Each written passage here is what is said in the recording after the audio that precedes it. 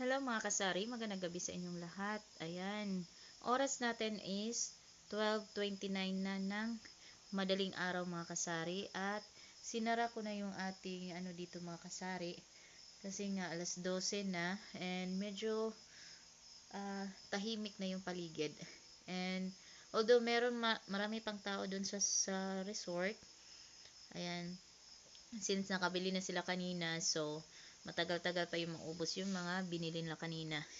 So ilang kahon na lang yan ng Red Horse mga kasari at magpo-purchase na tayo before mag September. So ayan mga kasari, so far so good naman yung sales natin. And ayan, nag-repack na naman ako ng ilang balot ng uling. Ayan, 50 pesos per kilo yan siya mga kasari. Uling na bagul. So, dito sa ating mga kasari. So, ayan mga kasari, yung alak natin na hard, hindi ganun kalakas. And yung sa junk foods naman natin mga kasari, yung mga naubos is yung mga piatos. So, ayan. And saka mga cup noodles, yung malakas natin ngayon. So, sa sigarilyo mga kasari, minimal lang yung nabibili. So, isa na lang pala yung natira natin na Jelvis mga kasari. Ayan. Tapos, itong 4 kantos. Ayan, medyo marami pa.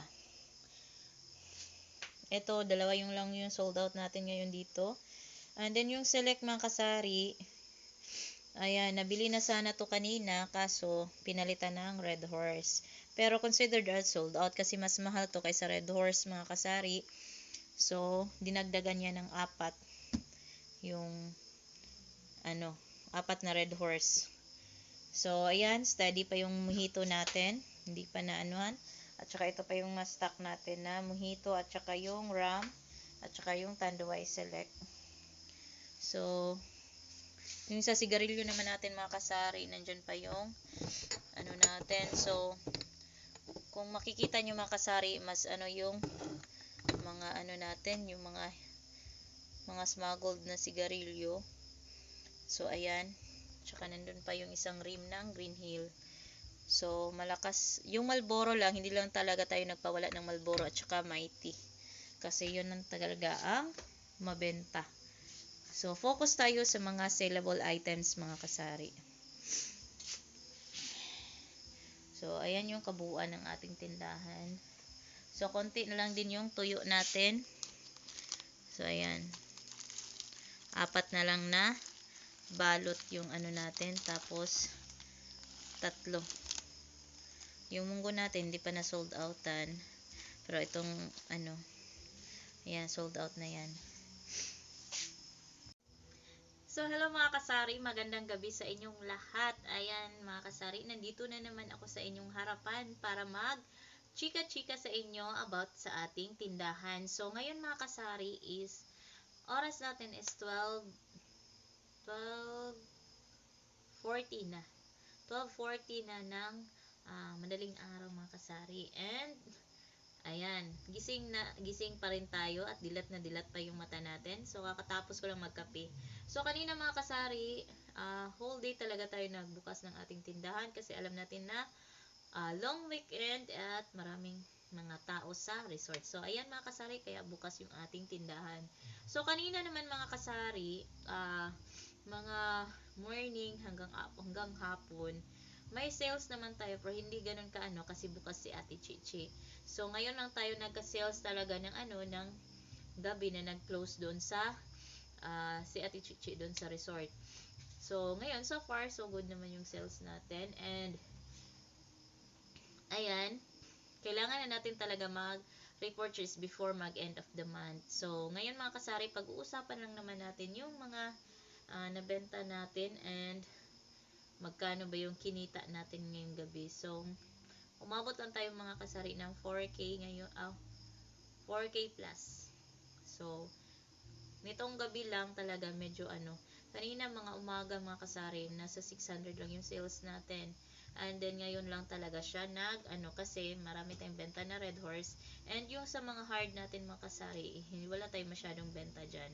So, konti lang. Siguro kaninang umaga, hard yung nainom nila kasi nga wala daw silang nabilihan ng Red Horse. Kasi kami kanina mga kasaris, nagpunta kami sa barber kasi nagpagupit ako. Ayan, kita nyo naman, putol na yung hair ko. Kasi sobrang init and gusto kong magpaputol ng buhok. Nagpagupit yung partner ko at ako naman is nagpaputol na din. So, nagpa-slash ako ng hair. So, ayan, kaya yan na yung buhok ko. Kasi nga, mainit talaga mga kasari. Pero parang pakiramdam ko sobrang init nito kasi hindi ko siya matali. Pero mas gusto ko to kaysa yung hair na mataas tapos wavy. Makalat yung buhok na yun. So, ayan makasari, yung ano natin, mabot na tayo 4K. So, hopefully naman dagdagan pa yun siya. And, ngayon mga kasari, ang ano natin is magbabayad na naman tayo ng ating ano para maka-repurchase na tayo sa ating beer. So, marami pa man naman tayong tira dito na ano, na Coke. Yung 1.5. Kasi nag-purchase tayo kahapon.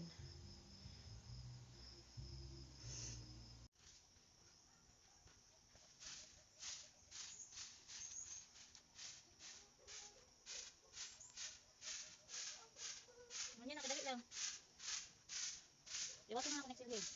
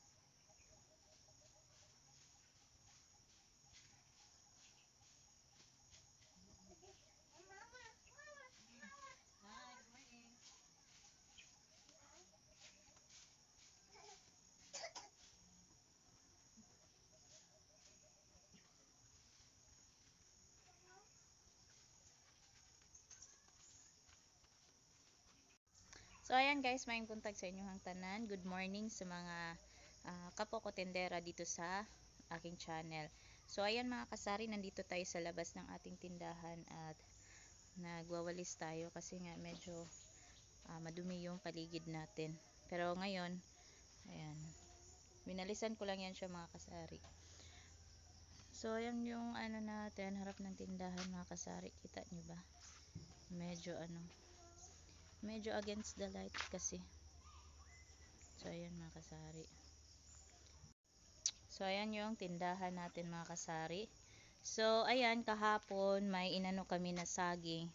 So, bebenta natin to siya ng 20 per kilo. So, sobrang guwang at sobrang mabigat po siya.